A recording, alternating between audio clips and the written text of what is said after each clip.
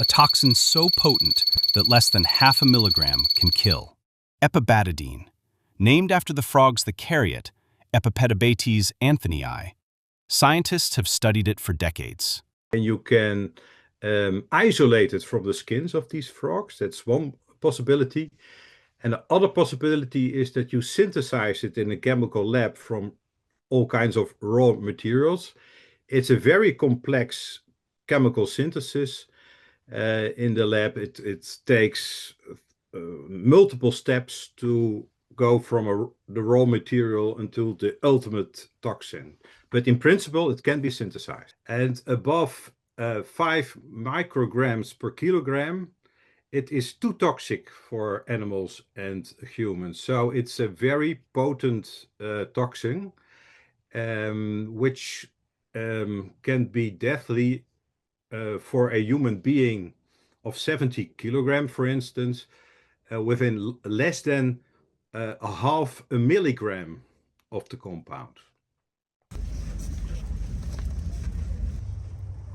February 2024. Alexei Navalny dies in an Arctic penal colony. The Kremlin said natural causes. His family said murder. Now, European investigators say they have proof. Experts from our countries have been able to find out how Alexei Navalny was poisoned. Now, it's not just words, it's scientific proof that my husband, Alexei Navalny, was poisoned and killed by Russian government and by Vladimir Putin in Russian prison. Очень негативное. Мы, естественно, не приемлем подобных обвинений. Мы с ними не согласны. Мы считаем их предвзятыми и ни на чем не основаны. И, собственно, мы их решительно отвергаем. The toxin interacts with the central and peripheral nervous system in the body.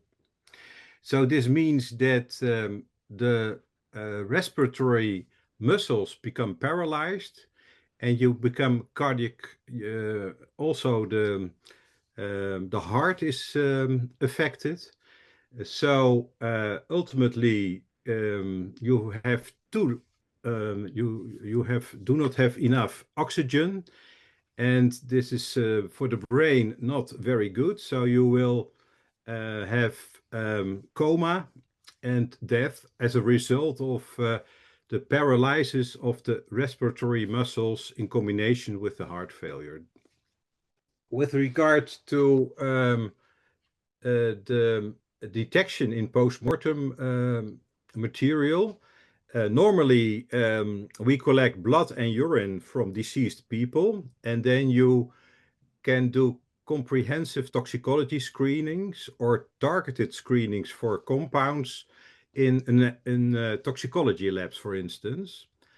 You can also collect tissues after autopsy, for instance, the lungs or the heart or the liver, and then you can identify toxins in these organs as a first step, and you may also quantitate the amount.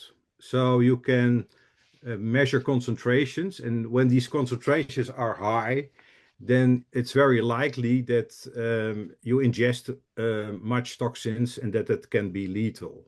However, when you only focus on this toxin, you may not know if it has been synthesized in a lab or if it's isolated from animals or like skins in the case of the dart frog. So you cannot distinguish. What you could do is that you can also look for other toxins that are present in the frog. Then you have more clues that it may come from isolation instead of chemical synthesis.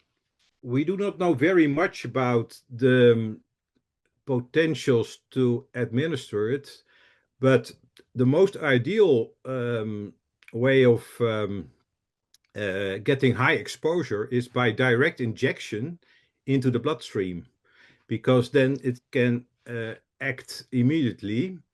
However, it can also be ingested, but when it is ingested, it needs to pass the stomach, and it can be the toxin may be inactivated then. So you need more of the toxin to be effective.